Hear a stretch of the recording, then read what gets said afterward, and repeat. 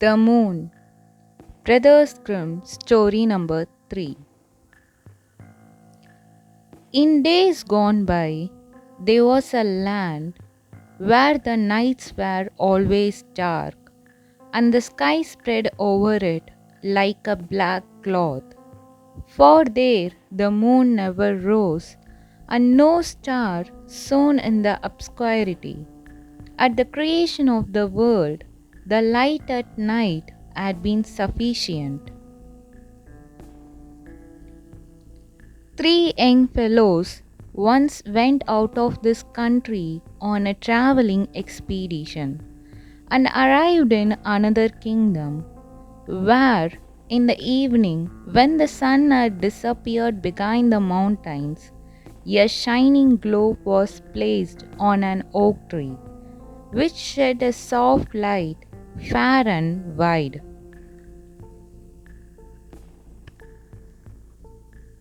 By means of this, everything could very well be seen and distinguished, even though it was not so brilliant as the sun.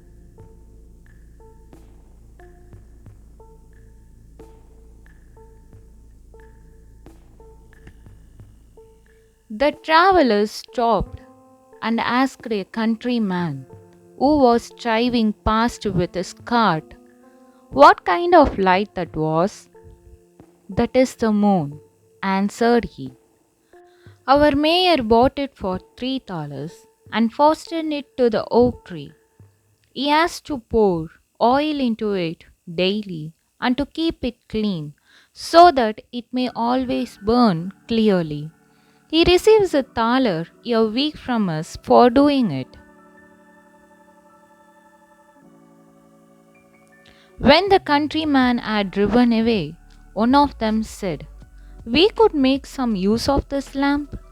We have an oak tree at home, which is just as big as this, and we could hang it on that. What a pleasure it would be not to have the feel about at night in the darkness."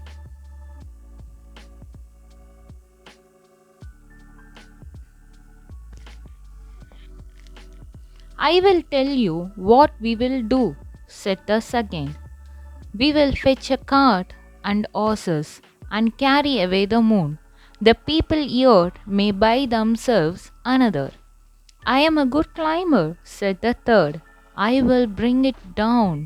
The fourth bought a cart and horses, and the third climbed the tree, bored a hole in the moon, passed a rope through it, and let it down.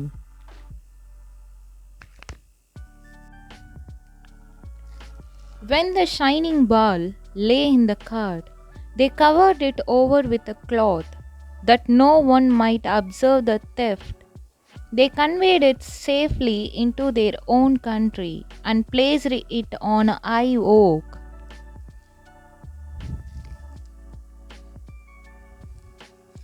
Old and young rejoiced when the new lamp let its light shine over the old land, and bedrooms and sitting rooms were filled with it. The doves came forth from their caves in the rocks, and the tiny elves in their little red coats danced in rings on the meadows.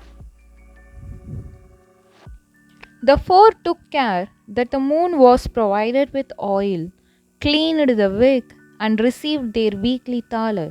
But they became old men, and when one of them grew ill and saw that he was about to die, he appointed that 1/4 of the moon should, as his property, be laid in the grave with him.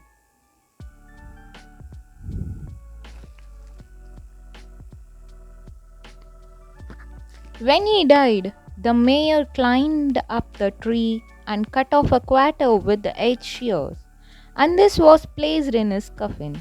The light of the moon decreased, but still not visibly. When the second died, the second quarter was buried with him, and the light diminished. It grew weaker still after the death of the third, who likewise took his part of it away with him. And when the fourth was gone to his grave, The old state of darkness recommenced. And whenever the people went out at night without their lanterns, they knocked their heads together.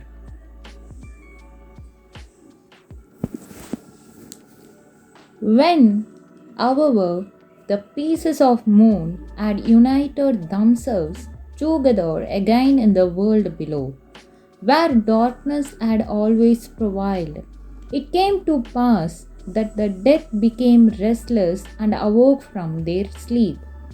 They were astonished when they were able to see again. The moonlight was quite sufficient for them, for their eyes had become so weak that they could not have borne the brilliance of sun. They rose up and were merry, and fell into the former ways of living. Some of them went to the play and to dance, others hastened to the public houses, where they asked for wine, got drunk, brawled, quarrelled, and at last took up cudgels, and belaboured each other. The noise became greater and greater, and at last reached even to heaven. Saint Peter, who guards the gate of heaven, thought the lower world had broken out in revolt, and gathered together the heavenly troops, which are to drive back the evil one, when he and his associates storm the abode of blessed.